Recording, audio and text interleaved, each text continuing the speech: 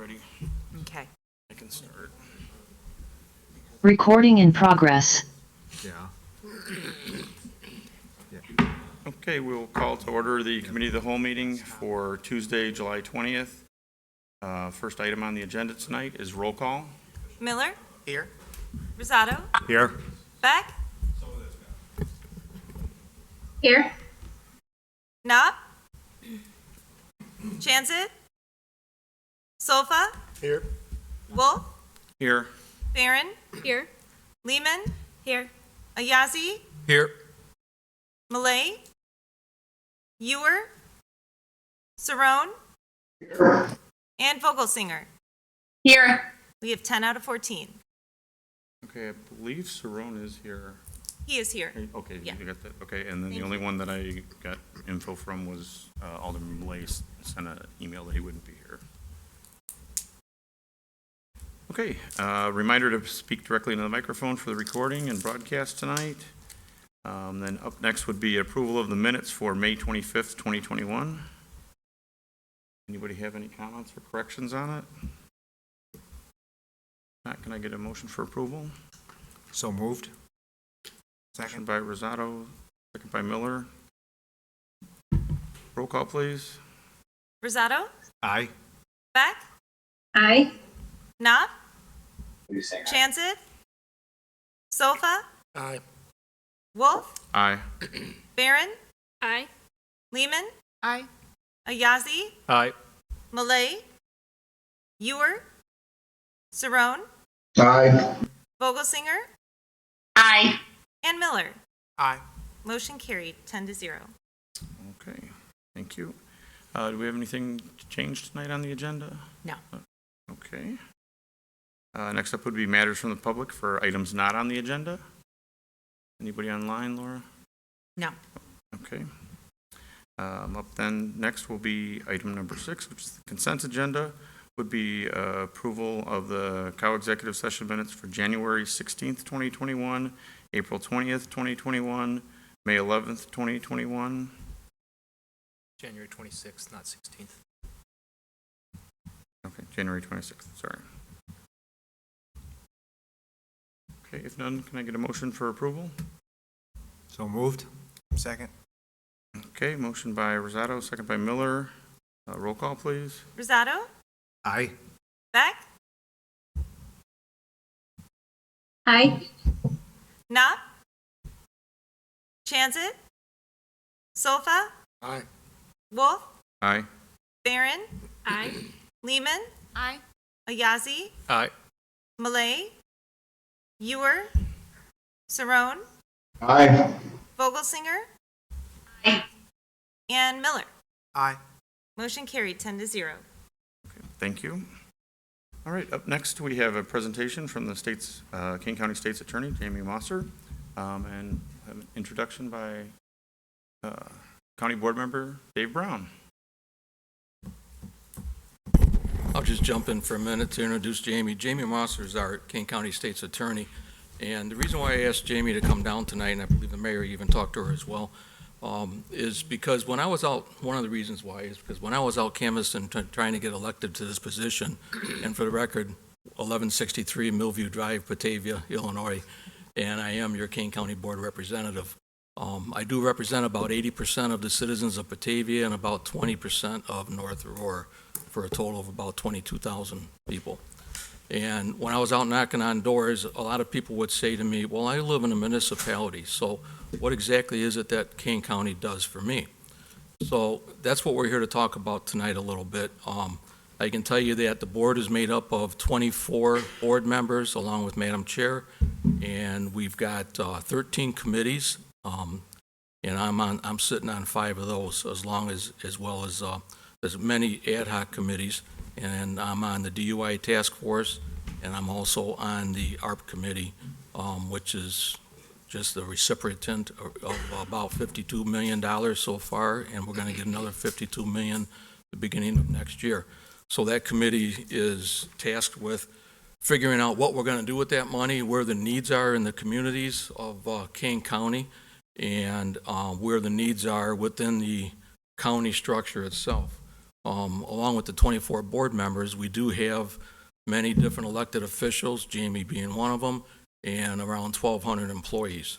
So there's a lot of stuff that's happened in the last couple of years, as we all know, that are requiring us to make some changes. And some of those changes are going to cost a lot of money.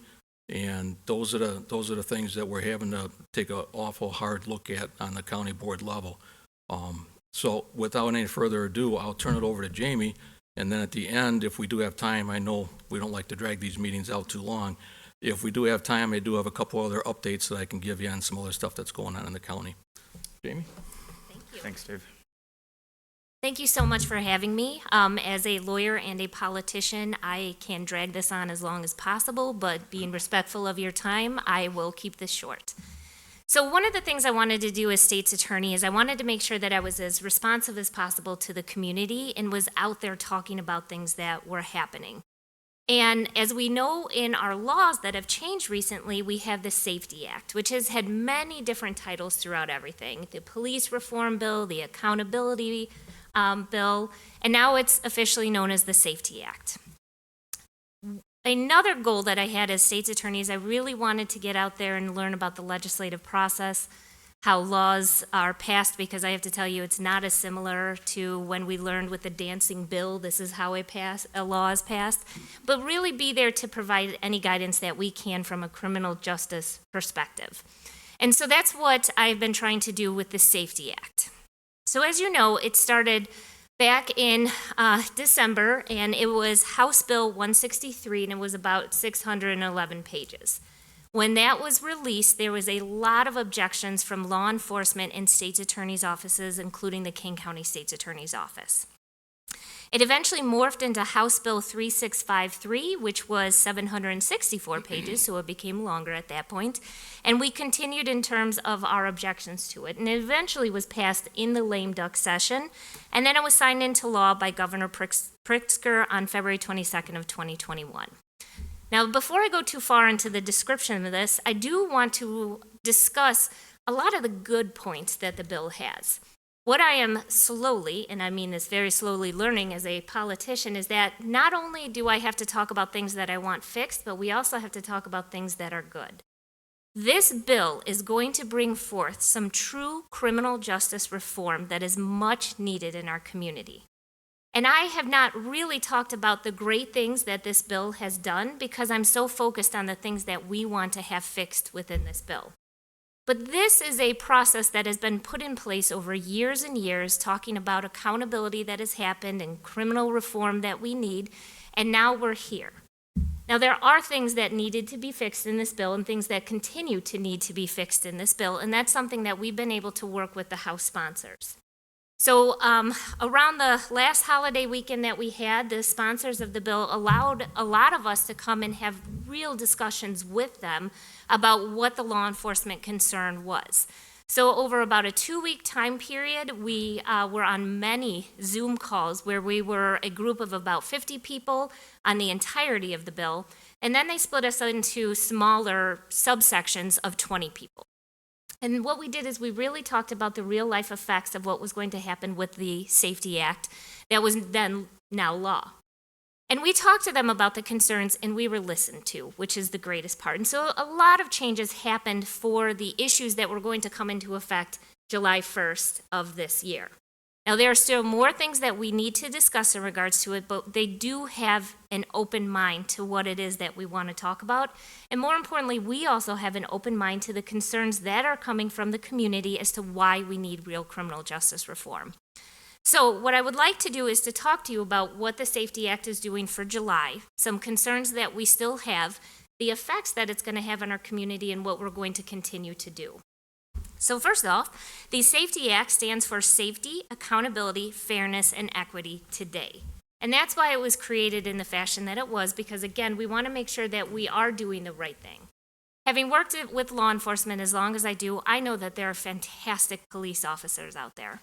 I also know that I've had to personally prosecute some police officers because of bad choices that they made when they committed crimes. But what we need to do is bridge that gap that we have between the community and law enforcement now, because both sides are right. There are issues that we need to deal with, and that's part of what this Safety Act is attempting to do. So just talking about a few things that are going to affect law enforcement, and Chief Ewell has already allowed our office to come to the Batavia Police Department to do training on the changes that are effective July 1st. We want to make sure that our community is aware of this as well. So one of the biggest changes that went into effect is that if a citizen has a complaint against a police officer, they no longer have to make a sworn complaint against them. Now, obviously, this was concerning to law enforcement because anybody can make a complaint if there's really no repercussions to it. It's much the same way that a police officer has to swear a complaint against a defendant who they're going to criminally prosecute, because the idea is if you're lying, then you should have a criminal repercussion as a result of it. But it also had a chilling effect, and the chilling effect was people were too afraid to make a complaint because what if they didn't really have anything but their word to say against a police officer? So now the requirement is that people can make complaints against law enforcement, and those complaints are going to be kept in a police officer's file indefinitely. They've amended our Local Records Act as well that allows it to stay in there, because part of what they're looking for is if there's any type of repeated behavior or a pattern or practice. And what was also built into the law then is a whistleblower protection statute for people who may see another government employee doing something wrong. And that's not limited to police officers, so that's important to know. This is for any government employee. That also then requires each government to have an auditing official. So the auditing official is something that the city of Batavia has to create, and this auditing official could be somebody that is in the level of the highest government or in individual government bodies. So for example, the police department could have their own auditing official. Importantly enough, if you don't have an auditing official, I have to be your auditing official by this county act, so I'm going to please ask for you to create your own auditing official. But what they're doing is they're looking at the pattern and practice that's happening within governments as well as within the police department to see if there are issues.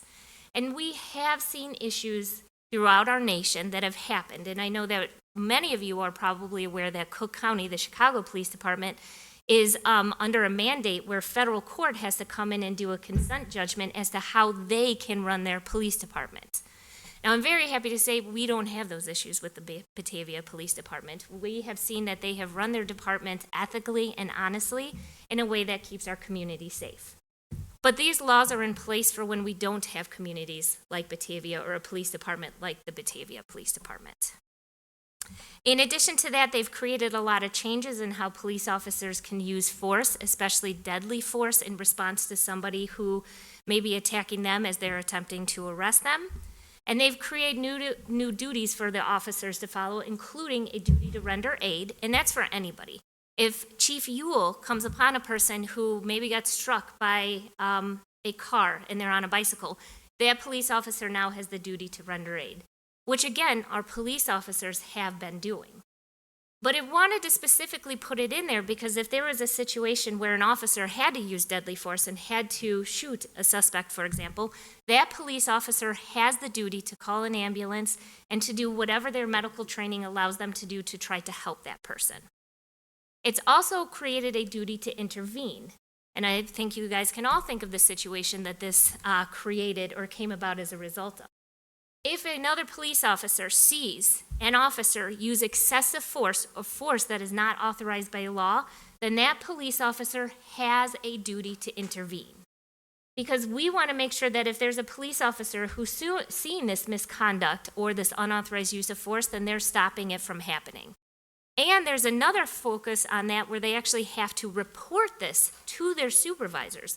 Because again, we want to make sure that if there is an officer who is not following the law, not taking their duty seriously, that somebody in the police department is aware of it and can address it, because that just increases the safety of our community. In addition to that, there is now going to be the requirement that all law enforcement have body cameras. And I have to say, for the most part, we're all in agreement with that. As a prosecutor, if I have a police officer who's recording the incident, it's going to be much easier for me to be able to prove what is happening. But more importantly, it's the opposite too. If there is a claim that something is happening, but it's caught on body camera that it didn't happen, then everybody is protected in that situation and we can see what the truth is. But of course, that's going to come with a cost, and I'm going to discuss that in a couple moments with it.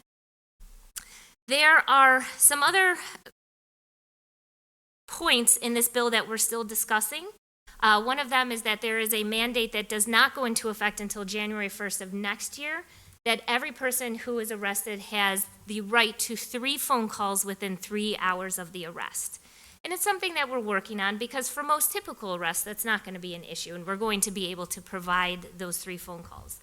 But in a situation where it's a complicated homicide case or an issue where there's officer safety or safety of a victim or even a kidnapping, for example, allowing the suspect to have phone calls may complicate that, may put other people in danger, and may prevent the investigation from being done in the best way it possibly can. So again, the sponsors of the bill have been great and are listening to us in regards to this so that we can talk to them about the reality of the investigations that police departments undergo on a daily basis. In addition to that, we are starting to have the discussions about the ending of cash bail. As most of you probably know, or maybe you don't know because you don't have to be in the world of criminal justice like I am, every person that goes before a judge is going to be given a reasonable bail amount, with the exception of certain circumstances when, because of the safety to the public or possibly the crime charged, they're not entitled to bail. But that's few and far between. But what we've seen in our system, unfortunately, is that the people who have money can post bail and can get out of jail. And I will repeat this over and over again. A rich murderer needs to stay in jail just as much as a poor murderer needs to stay in jail. And we've seen that disparity where people could be in a misdemeanor retail theft, and it could be a $500 bond, 10%, which means it's only $50, and they don't have the $50 to post. And then we're keeping somebody in jail, not because they're a danger, but because we've set this arbitrary amount of money that says you can get out at that point. And we've seen it. We've seen this disparity. There's no question about it. So the ending of cash bail is the right way to go. But it has to be guided by public safety. And so we have a lot of concerns right now about who can be held in custody and who cannot be held in custody.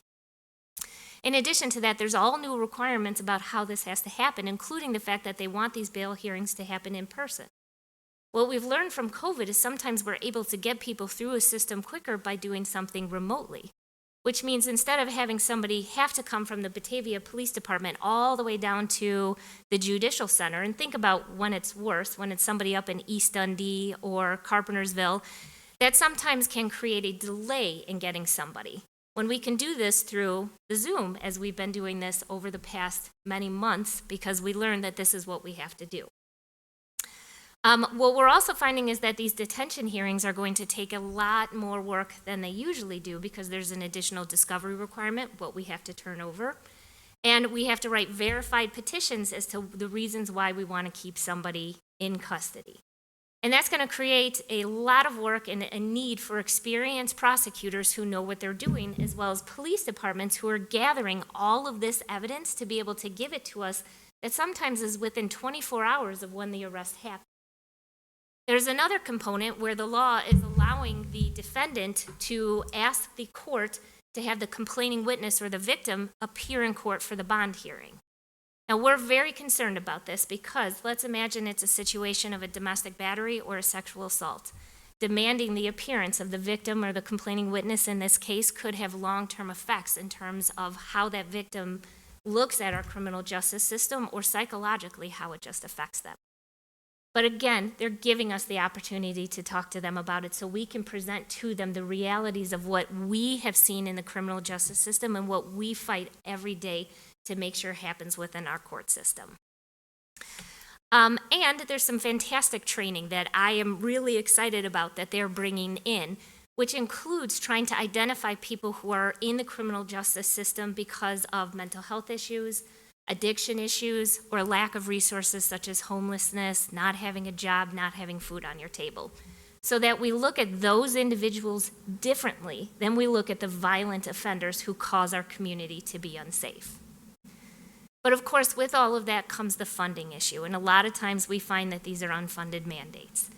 Now, thankfully, again, you have a police department who has decided that they want to go ahead with the body cameras because they think that's safer for the community and safer for the police officers. So your community is getting ahead of what's happening, even though legally they're not mandated to do it till 2025. Is that right, Chief? Until 2025. So here we are in 2021, and the Batavia Police Department is doing more than what they need to. But it's going to come with storage costs for all of the videos, And these I should say recordings, I just dated myself with the videos. We might as well put the VHS tape in it next. But it's gonna come for storage for them, storage for the state's attorney's office, storage for the public defenders and defense attorneys. Things that we have to now figure out how to possibly share those expenses together or to figure out the best possible way for our communities to be able to do that. For the police department, I'm only going to guess that they're going to need somebody else in terms of evidence for the electronic storage of everything to be able to answer our discovery requests and defense attorneys' discovery requests. And it's the same on ours. As they send them to us, we have to convert them into a format that we can use. And every police department can use a different body camera company, which means that we have to be able to convert everything from every different sort into a usable format. And there's redaction. As you have body cameras here, people can send in a FOIA request. Now, they may be entitled to portions of the body camera, but not necessarily all of it. And there is also a cost to then redacting these so that you can answer your FOIA requests or we can answer our FOIA requests. So this is all coming with an additional cost. And frankly, the training is going to come with an additional cost because there's more training that's required for crisis intervention, for the response to de-escalation in regards to cases, to high intense traffic stops. So with this comes officers who have to come off of the street to get this mandated training, which is hours and hours more than they were required to do. Now again, we're all in favor of this. I don't think there's a single person who doesn't want more training, but we have to figure out how to provide that training while still keeping officers on the street. And from the state's attorney's perspective, we're going to do everything that we can to try to help out with it, including having our own crisis intervention training that we can try to bring to the police departments to make it a little easier.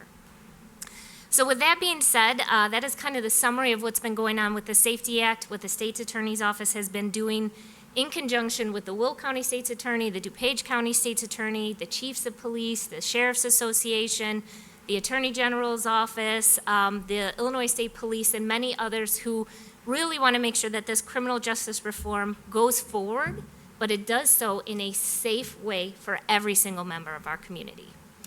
I would be more than happy to answer any questions that you may have on this, and I can always be reached at the state's attorney's office and provide you any other information you need. Thank you. That's a lot going on, especially to start off a term that's got to be overwhelming. Yes. But I'm really glad that you came out to talk to us because I think it's pretty eye-opening for, I can probably not speak for everybody, but I think that really shows, the reality of what that office is going to go through. I mean, that was one of the things that we talked about when we decided to do the cameras was we wanted the protection for both our police department and for our citizens was to be able to have that. And, if there was a way we could do that, we wanted to do it as soon as we could. And that's why we decided to do it. So I feel really good about that. I think, everybody was pretty much on board with that was what we needed to do, and we needed to make it happen as soon as we could. And then, of course, the rest happened at the state, so we're ahead of that. I really do hope that at some point, especially for departments that can't afford to do that the state comes up with, or federal or state comes up with some money to help them. Because if not, it's going to be really tough for some departments to do that. Yes, absolutely. Anybody else have any questions or comments? Your Honor? Yeah, I certainly applaud what I've just heard here from the state's attorney. I think we have the real deal in the state's attorney that we have in Kane County now. She's very knowledgeable, she's got a keen mind, and she has a viewpoint that I think speaks well to represent all the citizens of Kane County. So I have no qualms with her whatsoever. I left her a voicemail the other day on her phone that what she got here to talk. In conversations I've had with other mayors in Kane County, and I'm not going to name any of them because they need to speak up themselves, we've raised the issue about this conversation that's going on about the early release of prisoners out of the jail. And I think this will probably all be able to reasoned out and answered, but there's a concern that, we're just going to let all these folks loose out of Geneva, and goodness knows one of them's going to turn around and do some really horrendous thing, and then the department that arrested them and the state's attorney and the sheriff's office and everybody else is going to be in for a real bad public relations issue, number one, but then this whole idea would really be taking damage. So I guess what I think Jamie may hear from some of the other mayors in Kane County as she moves around is that there's a fear that we really are sure before we let these people out that they're not going to come back and haunt us really good, because we seem to be dealing right now with an increasing amount of mental illness that's in the communities. I mean, as one who, I have an app that I can watch the Tricom Batavia Fire Department, and the number of calls the Tri-Cities are getting now for ambulance calls for people that are having illusions, mental breakdowns, psychological upsets. There's all this stuff going on, and, you don't know where all that's coming from or what these people are capable of doing. So there's I think some genuine fear out there by the mayors in Kane County that we really got to move slowly on this idea we're going to let all these people out of jail, and so that we know for sure the ones we are doing it deservingly need to be taken out aren't going to cause a problem and will be somebody that we can, deal with under the normal set of circumstances. But I just hope for the sake of the state's attorney's office that we don't get ourselves into something where we let some guy out and 2 days later he kills 3 people or goes off and does some wild thing, because I know the mayor of Chicago fairly well, and as some of you know, we have a Batavia resident who is her personal aide, is with her every moment. And so I get my ears bent in there about some of the things they're having to deal with, and this is a very real issue to them about what you're going to do with people that are coming out of jail and what they do when they get out. And I guess there's some bad experience in there that, bleeds out here into the suburbs, and there's 284 suburban mayors and village presidents, and I think a lot of them sit here with, some strong fears about what could happen if we don't do this right. So of all the things we're going to do, I just hope we monitor that program very, very, very closely. Thank you for coming down tonight. Thank you. Thank you all. Thank you. Thanks, Jamie. Thank you. What Jamie didn't burden you with, that she burdens us board members with, is the amount of personnel and the amount of money that is required to fulfill all these obligations. Just last week, it was brought up in our judicial and public safety meeting again, the amount of attorneys that she's going to be looking for, the amount of judges that the chief judge is going to be looking for, because as Jamie mentioned, they're going to have in many instances 24 hours to present this all to a judge and define whether or not that individual can go free or has to be detained. The judge doesn't have enough judges, the chief judge doesn't have enough judges to do that. He doesn't have enough courtrooms to do that.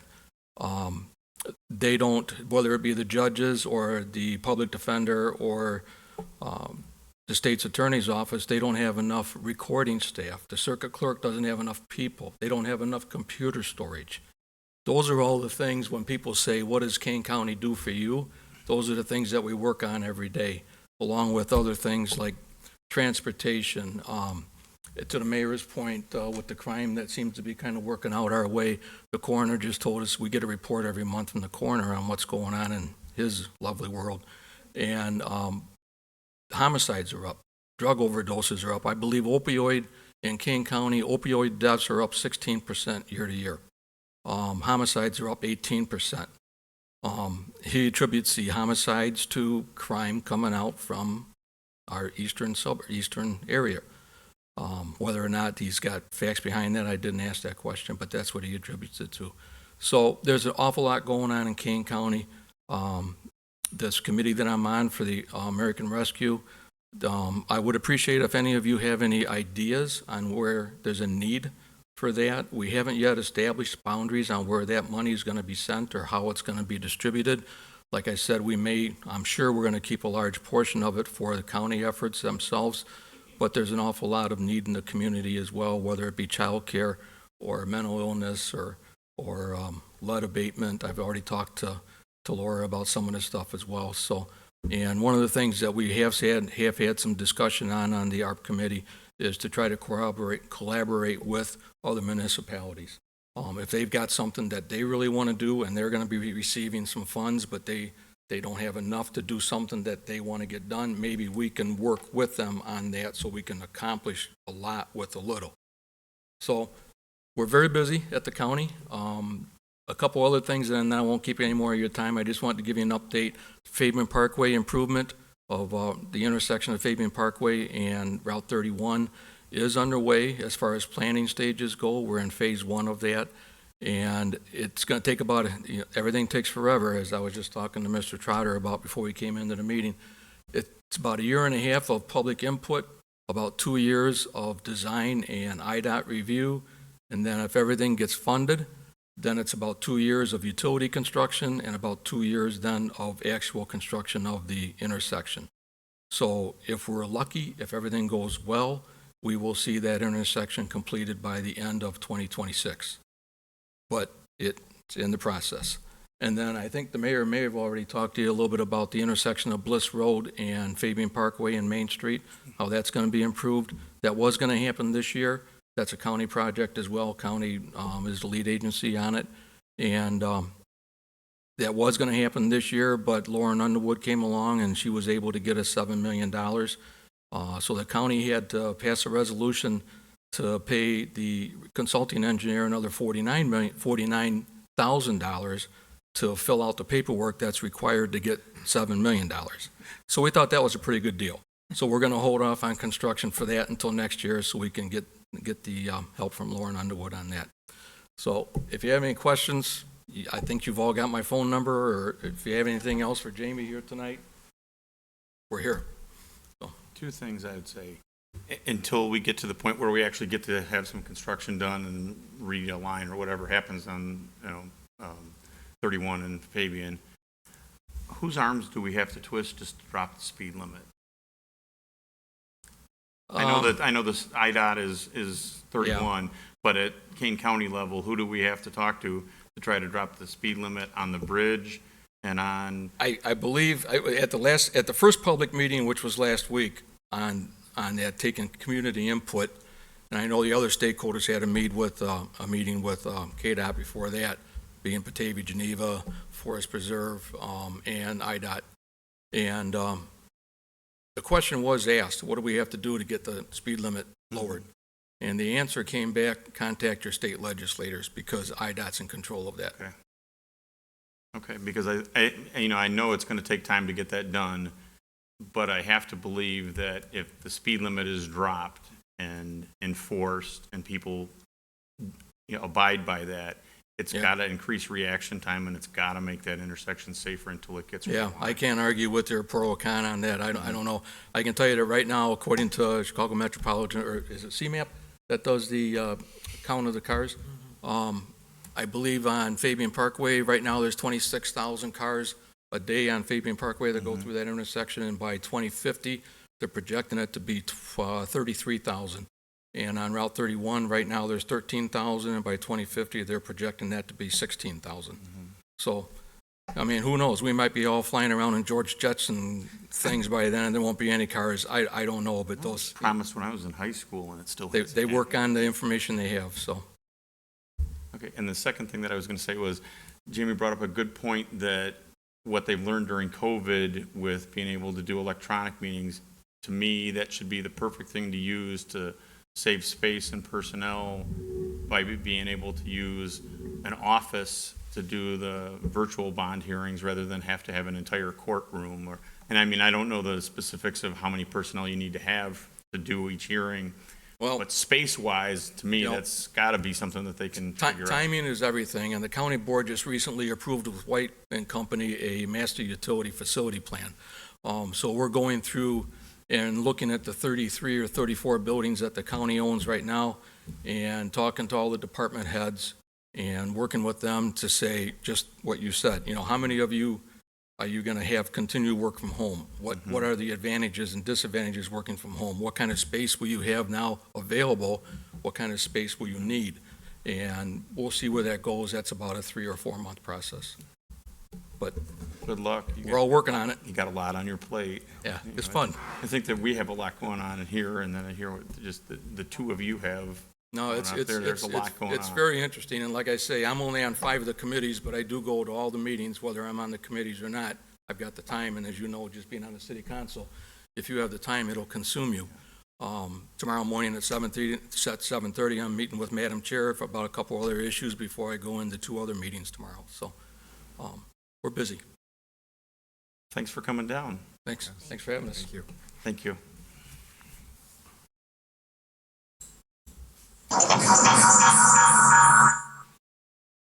Okay, up next is item number 8, discussion on a wastewater treatment facility planning area.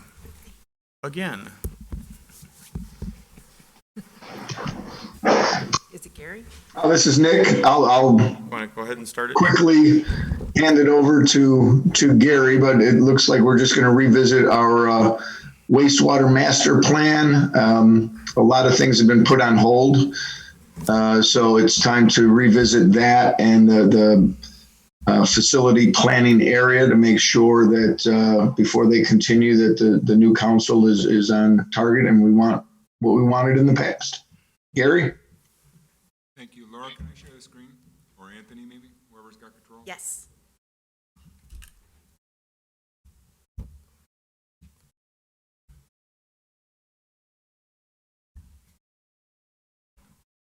right, there we go.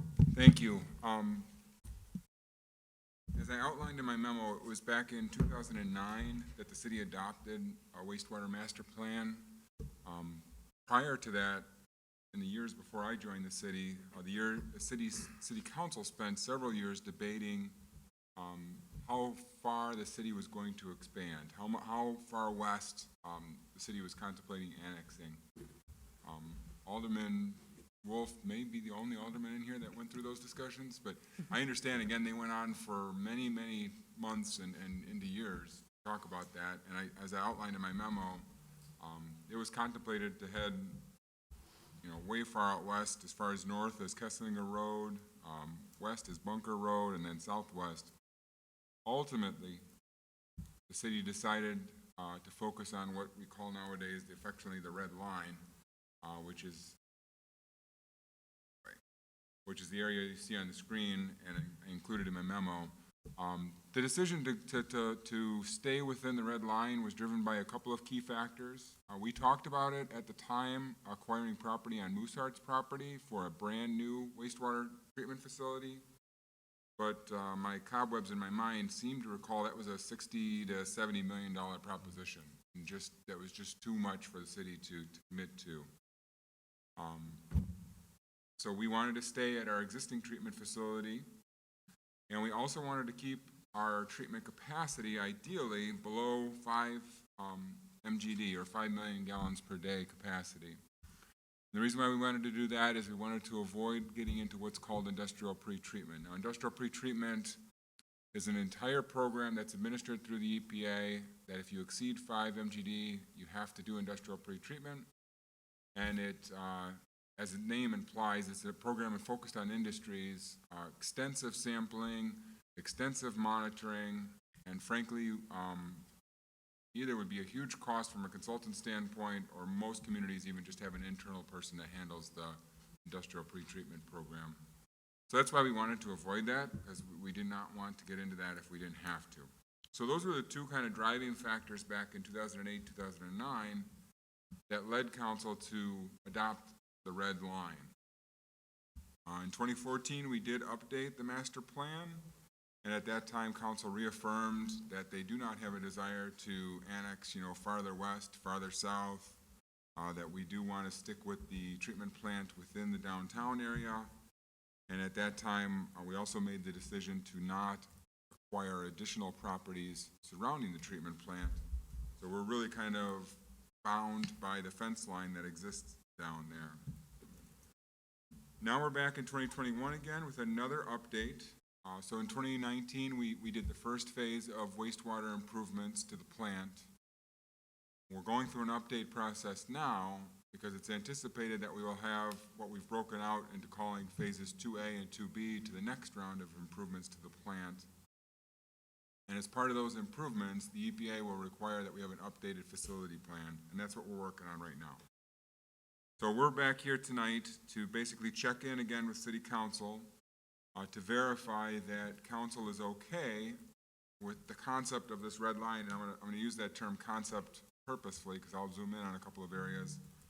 Basically verifying that you no longer, you still are not in a large annexation mode to acquire, large properties out to the west, or to re-examine how we're going to do our treatment, or to explore another treatment facility. Kind of those big questions that have been asked in the last decade or so. So I am going to get I need to zoom in, so hang on. Why do that? There we go. I'm not gonna be able to zoom in because I've got the other Zoom menu up there, but I want to point out some areas. If you click on the ellipsis there, one of the options is to remove the tools at the top. This one? Yeah.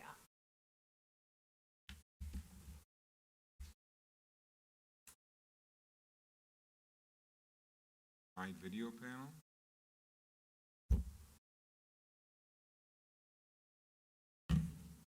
Hi, floating, there we go, thank you. You're welcome. All right.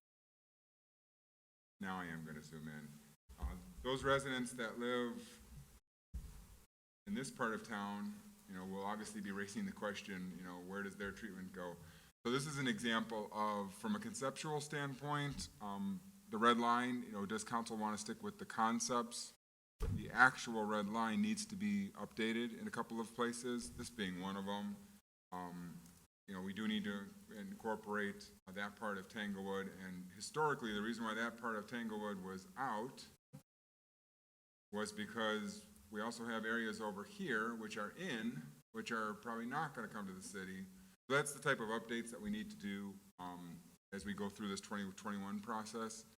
But I didn't want to, I guess I don't want to focus on actually where the line is block by block. I would like to bring it back out to the big picture and ask and get concurrence from City Council that we're okay with the concept, we're not going to annex, we don't wish to expand our treatment plant, we don't wish to get a new treatment plant.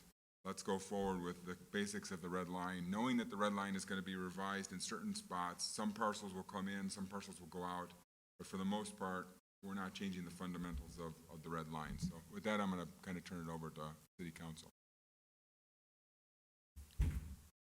Your Honor, go ahead. Yeah, I just want to make an observation here. I got asked some questions, nothing about the sewer plant, a few months back, about just how much land does the Kane County Forest Reserve own west of Batavia. And it was pointed out to me that this was all started back when Phil Elfstrom was county board chairman, and he bought what was then described to as the Nelson's Lake Marsh out there, which is a combination of a pit of different substances and some water, and the idea was to make it into a forest preserve. And so that was the start of it. But then Phil got a little bit more ambitious, and before he was done, he bought the Gould Farm, the Breon Farm, the Anderson Farm, and much of the Reckinger Farm. And then it even got more ambitious. He went north of Main Street to the immediate west of West Wenmouth Road, and he bought 341 acres of the Jungles Farm. Now, all this land is not shown on those maps as green. You can see what an expansive area this is. And in some of the conversations I've been having with our friends from the school board recently about how much growth is really left in Batavia, I sought to find out the answer to this, so I got a hold of Ken Anderson, who was kind of the land operative for the Kane County Forest Reserve, and he went to work and figured out for me that right at the moment as we sit here tonight, there is 1,641 acres owned by the Kane County Forest Reserve west of Batavia that, for all intent purposes, is totally off the development rolls. In other words, you're not going to be building subdivisions or moving kids in there or anything else. And that block of land, I'll call it, represents potentially what could be one of the very largest forest reserves in all of Kane County when they finally stop farming it, because a lot of like the Reckinger Farm and parts of the Gould Farm and the Anderson Farm, they're still being farmed to some degree, but there's termination times on their leases. So the whole area on Main Street across from the Mill Creek subdivision out there by the Markland School, that's included in this area. So that goes all the way down to CV Road and then down to Bliss Road. It's all over the place. So I guess I don't think that we have a real need or an interest in going out and grabbing all that land because there's never, ever going to be any houses built on it with the Forest Reserve owning 1,641 acres. Yeah, I'll agree with you that I don't think that is. I think one of the things that we talked about the last two times I remember talking about this was the infill areas that are here that, especially downtown with density, what will that produce and, you know, how close does that get us to 5 million? You know, I think those are some of the things we need to think about. And then also, you know, I asked the question one time and I don't remember the exact answer. I think it was quite expensive. But my thought was always, you know, Fox Metro could take it and all we'd have to do is provide one big giant lift station and a couple of big pipes to get it there on the east and west side and work out a deal with Fox Metro if we ever had to. I don't know that that would put us in a position where we'd be better off, you know, 50 years from now by having to maintain that to get it out of here or still running our own plant. You know, and I think that might be a whole nother discussion, but that's, you know, I think possibly a reality at some point if we were to ever annex anything outside where we are now. Anybody else have any questions or comments? You know, one other comment I would make is that the Mill Creek subdivision, which is out there now, which when Kent Chodine first had it approved, I believe it was 1,644 houses were approved for that subdivision. I believe almost all those are built, and of those, I believe there's like 1,200 of them are in the Geneva School District, and about 404 is a number that sticks out to come to the Batavia School District because the Batavia-Geneva School District's old boundary lines, which are still in place, run right through that south end of it. So the area down by the Markland Center, the houses that are there just behind it, down to, I could take you out there and show you, and it's hard for me to describe where it is. It's about 404 houses that are in Batavia, but Mr. Chodine has a sewer system in that development, so that's already in place. And he also has a water system, and that's one of the reasons we've been able to get the nice water withdrawal area we have out there on Fabian Parkway. We made a deal many years ago with Mr. Chodine that we would buy some of the land next to where he was doing some of his activity, and he gave it to us at a very good price with the idea that if his water system ever broke in Mill Creek, for a few days he could open up a pipe that he has into the Batavia system and we would supply him with water. So there is already some significant utility out in that area, but it's all north of Main Street.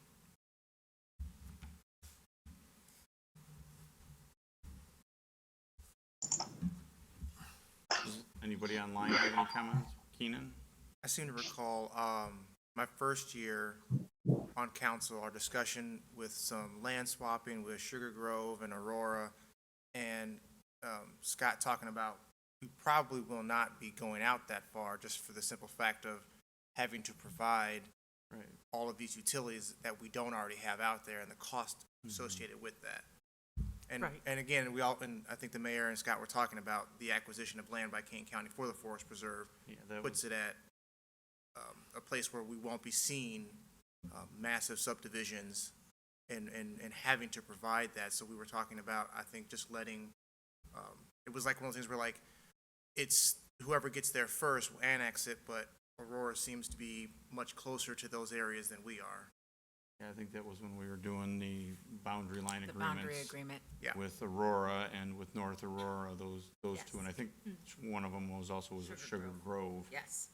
And that's out along the far left side of that drawing there, that's up there now, the map that's there. So when we'll be, I guess, readjusting the red lined map, because as I hear, there's some areas we don't provide sewer pipes to, and some areas we do, which we have to like kind of swap. Yeah, it'll be more of an administrative, but from a calculation standpoint through Trotter's side to kind of swap areas. And that goes to Alderman Wolf's question of the downtown and redevelopment and looking at high density in the downtown. That's what we're doing right now is kind of that update. Figuring out, okay. Like how much we're talking about adding to those. Yeah, like our planning area has a big white open field that's in the planning area there that's off of McKee Street that that's coming back again. Well, that's Landmeyer Farm. Or Sale Landmeyer right now. Farm. You know, that's one that's there, but yet just to the west of that, off of Wenmouth and McKee Street, the whole west side of that from Spring Green, at the top of the hill to the west, that's all septic, that's not hooked into our That's sewer these, system. that's these subdivisions. Yep, Yeah, and then Trout Farms, that's in between those two, is actually on the city, yep. is all attached to the city, so. And this is the Thompson Farm. This is the Thompson Farm that will get annexed into the city, and we're talking about, you know, potentially serving that area out there. And we have two sites adjacent to that are city wells, correct? Actually, we have two wells on the Thompson Farm. On That's that, correct. yeah, Yeah, right two on deep that. wells are on the Thompson Okay. Farm, right along Weymouth Road. Would there be enough land out there now if we had to put a lift station or anything out there to service that? The lift station is actually in Trout Farm. Oh, it is in Trout Farm? Yeah, so they will need the gravity sewer to the southeast out of the Thompson Farm Okay. over to Trout Farm, and then that's where the lift station is. Okay. I didn't know if that, terrain-wise, if that was, That's part of the Workable. analysis too, because that lift station is designed to be smaller today, but eventually it could be bigger, and Grow, okay. that's gonna be part of the analysis. Yeah. because that's one of the things that I remember us talking about was where locations of some of the properties were that we thought we would eventually annex, you know, I don't know, 10, 20, 30 years from now. But that will be a real decision to figure out and plan how to get that workable, to make Yes. that happen. That's one consideration I didn't mention tonight, but please don't make us have another lift station. We have 18 of them already, and that we do not need another lift station. So we have basically planned the rest of it to be grabbed by gravity. Yeah. Alan, can you remind Yep. me about Tanglewood? Is that unincorporated? No, This area down here, Yes. that's in the city. It's just outside of the red line. It needs to be brought into the red line. right. So they are on our sewer? Yeah, they are. Yeah. That's kind of what I was saying earlier. We need to make some adjustments and updates to the red line. Right, and that's what I was gonna say, is there, part of the far, like the earlier parts of Tanglewood out to the far west side of that, is some of that still septic out there that's not on those big lots? Or is that all city? Now you're beyond me. I don't know about the original So if you go- history out there. The older houses that come in off of Main Street, I can't think of the name of the road, it's west of the school that's out there. Are you talking these lots out here? Yeah, the big lots that are out there. I believe those lots are well and septic, yeah. Right, that's what I thought. Everything that's newer, that's, you know, the vintage of This around area McWayne here. School, yeah, that's all city. That's all us. That's all city. Yes. Yeah. So that's where it would have to change out there. The lots to the west of that would have developed way before I got here, and Mm-hmm. I'm assuming they're all well and septic. I think most of those were developed before I got here too. At least on the city council.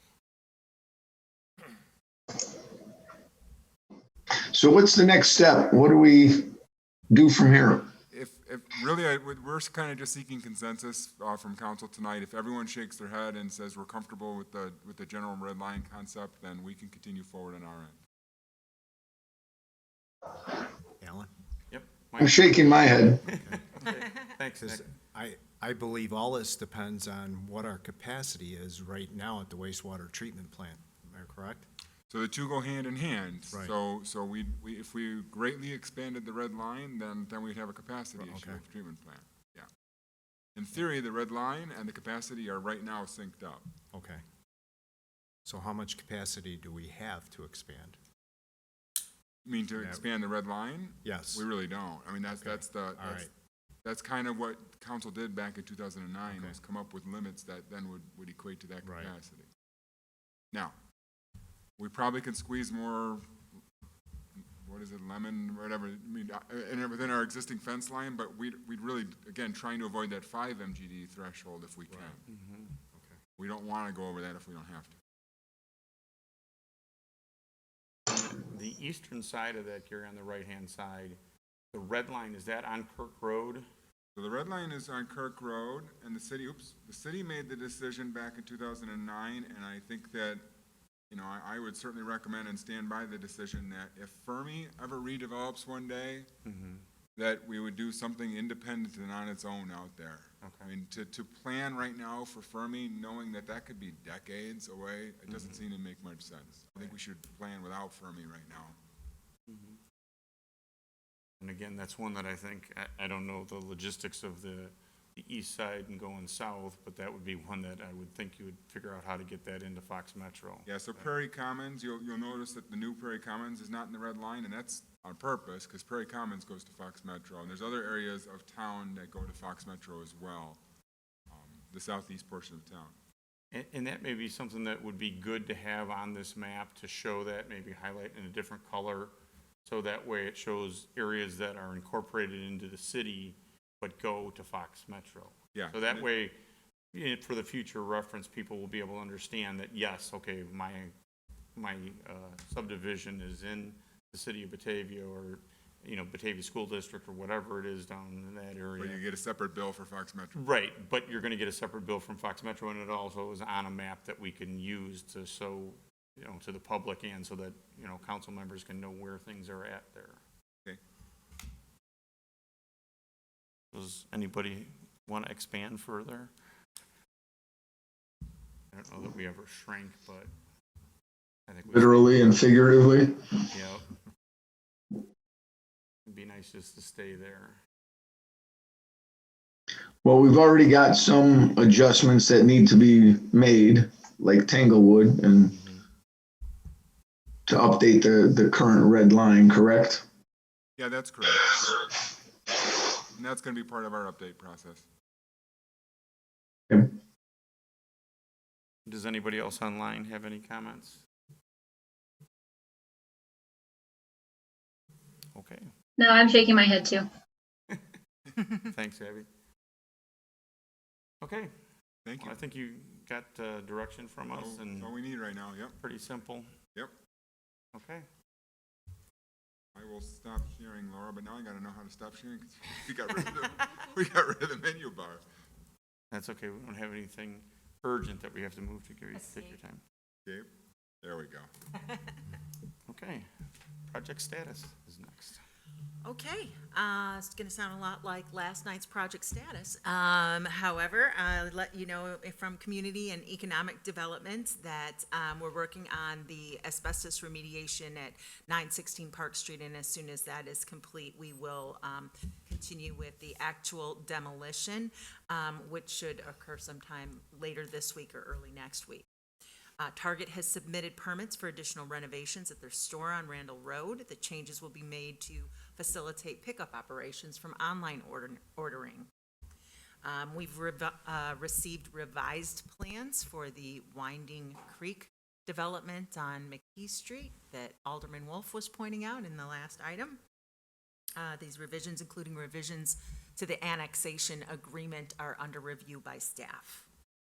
The Plan Commission will be meeting tomorrow. They have several items under review, including changes to the parking requirements in the zoning code, a conditional use for a very small hotel, bed and breakfast, and which will be located at 10 to 12 North River Street, and a yard setback variance at 600 Latham Street. And discussions regarding revisions to our TIF grant programs will be on the COW agenda for July 27. Public Works, water main replacement work is going on in Ward 1 as part of that larger stormwater project that's been going on for a few years. Menards engineers are working on solutions to facilitate construction of the new detention basin that is in support of the building expansion that they're doing on their property. And the general contractor for the Paramount Electric substation has substantially completed all of the construction, and we're moving now into the testing and commissioning phase of that project. And the annual roadway resurfacing sidewalk projects have commenced constructions and will be ongoing for the next few months. I always like to mention that if you go to the city's website, at the bottom of the homepage, there are city maps, and one of those city maps are the capital projects that we're doing this year, and you can click on that map for the roadway resurfacing and sidewalk, and you can see which roadways and sidewalks are part of that project this year to see if your particular roadways and sidewalks are included. And that's all I have, unless anybody has any questions for me. I Yes. have one. I'll call them somewhat sharrows that are on Main Street. I don't recall in any of the pictures that we had, and I tried to look up some of it. I've got one in front of me now from the project. They seem to me like there's a lot more of them than I expected on the street, and they don't seem like they're located in the street where I would expect them to be or where I would compare them to other streets that we have them on. I don't know if Carrie wants to. Yeah, when we've noted that to the contractor already, Okay. and he's not done out there, he has to get back in, so we've kind of made the same notation to him already.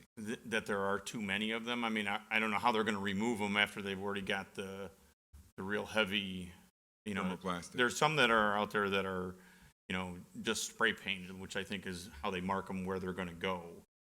But, I'd even compared them like to what's on Water Street or Prairie or anywhere else where we have them. And they don't look anywhere near the same quality, especially when they've got the plastic, whatever it is that's down as the final product. So, just from that standpoint, I don't think I'm happy. I don't know how many other people on the council have been up and down Main Street to look at them. But as much money as we have in that project and as great as it looked on paper when we had it, the end result, I don't think, is anywhere near what we were expecting. Yeah, and again, that's already been made to the contractor. Okay. My understanding is that right now that no one has striping or thermoplastic supplies, so there's a big shortage in that industry right now. So it could be a while. They got about 3/4 of it done. Yes, I know, and they don't have. Yeah. Literally right now, it could be weeks before they get back Okay. out there. They just don't have supplies. That's the only thing I had. Okay. Was that. Anyone Anybody else have any questions tonight? Or online? Okay, thank you. All right, does anybody have any others? If not, would someone care to make a motion for adjournment? So moved. Motion by Miller, Second. second by Rosato. Voice vote? Voice vote? All in favor? Aye. Aye. Okay, we are done at 8:04.